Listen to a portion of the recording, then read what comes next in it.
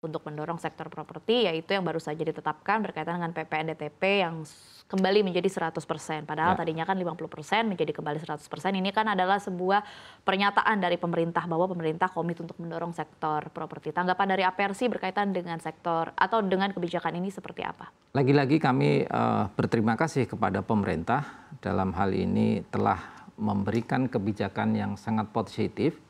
Sektor properti adalah sektor mungkin 3 terbaik. Sebelumnya ada mungkin pangan, minuman, baru perumahan gitu ya. Dan perlu diingat bahwa sektor properti adalah banyak sekali bisnis turunannya. Itu adalah sekitar 185 industri di bisnis turunan itu. Tetapi stimulus ini kan jangka pendek, gitu ya. Jangka panjangnya harus betul-betul dipikirkan karena terkait dengan bisnis turunan dari sektor properti. Ketika banyak bisnis turunannya sekitar 185, tentu ini juga akan membuka lapangan pekerjaan. Ini yang perlu betul-betul difikirkan kembali oleh pemerintah bagaimana solusinya. Apakah misalkan, apakah PPN 0% itu bisa dibuat kebijakan. Nah ini mungkin untuk harga perumahan yang memang di bawah harga PPN DTP. Misalkan di harga 300 juta, PPN-nya misalkan 0%. Kalau untuk PPN DTP kan tentunya harga maksimal di angka 5 miliar. Nah ini perlu segmented yang memang harus kita betul-betul perhatikan. Dan ke depan saya kira pemerintahan baru juga sudah membaca data ini. Mudah-mudahan setiap akhir tahun tidak terulang lagi namanya kuota habis.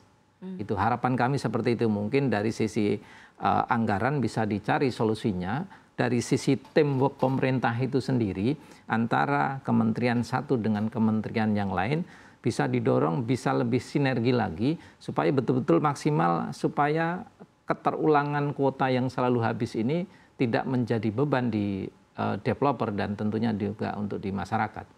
Oke, baik. Ini menarik karena Anda kembali lagi menekankan bahwa pemerintah harusnya belajar dari tahun lalu begitu. Bahwa kuota seharusnya dibuat lebih besar atau mencukupi permintaan dari awal. Jangan dicicil-cicil. Ya. Sebenarnya apa dampaknya terhadap developer kalau akhirnya pemerintah membuat kebijakan seperti yang saat ini sedang diberlakukan, Pak? Nah ini kan kalau kita bicara kebijakan tentunya secara makroekonomi kan juga berpengaruh kan gitu. Kalau stimulus tadi kan memang jangka pendek, tetapi secara makroekonomi sektor properti ini adalah sektor yang saat ini masih bisa survive gitu.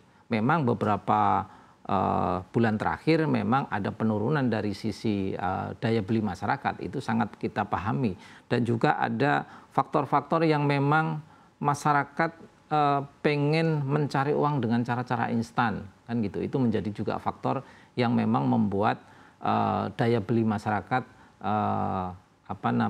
menurun. Contohnya masyarakat pengen instan kan banyak di platform-platform digital kan banyak judi online dan Betul. sebagainya. Ini sangat berpengaruh dalam daya beli masyarakat. Saya kira kita perlu betul-betul memfokuskan kepada pemerintah dan tentunya developer melalui asosiasi ini bisa segera sinergi supaya hal ini betul-betul dibuat master plan secara gamblang, dibuat anggaran secara nyata, tidak terulang terus gitu kondisi seperti ini. Kasihan nanti developer yang saat ini misalkan di anggota kita di Banten kemarin melaporkan ke kami itu, kami sudah memegang hampir 50 lebih konsumen, sudah ada persetujuan akad kredit, tetapi tidak bisa dilakukan karena memang kuotanya habis. Nah ini konsumen kan nguber kita sebagai developer kan gitu, rumah sudah siap, konsumen sudah siap, tetapi kan anggaran tidak ada.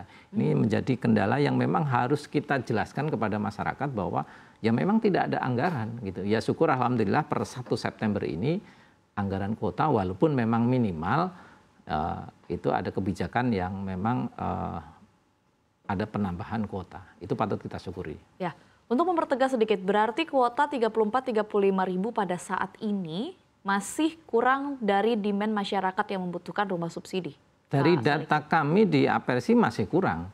Minimal itu kita harapkan sama dengan tahun lalu lah, kan gitu.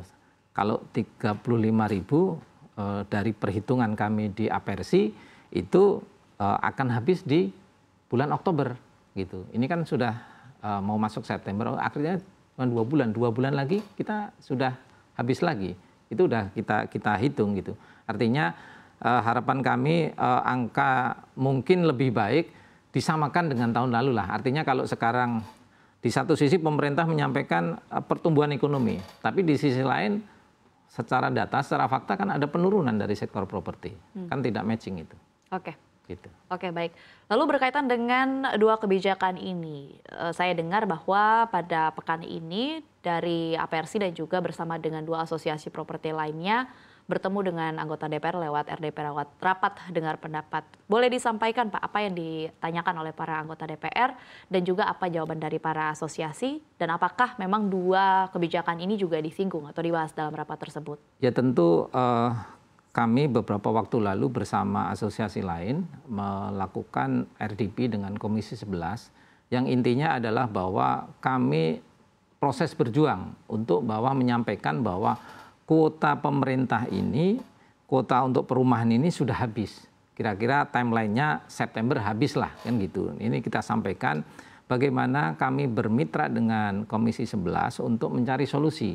Dan Komisi 11 melalui beberapa kawan-kawan di sana, anggota Dewan, menyampaikan bahwa memang akan berjuang mencari solusi dari pos-pos mana yang memang bisa dialokasikan untuk penambahan kuota. Ya tentu ada mitra lain perbankan, ada mitra lain SMF, ada mitra lain Tapera.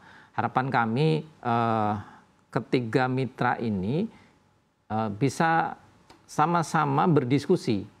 Ayo kita sama-sama berdiskusi melalui difasilitasi oleh Komisi 11. Misalkan kemarin juga disampaikan akan diundang bersama, tinggal nunggu waktu saja supaya ada solusi terbaik.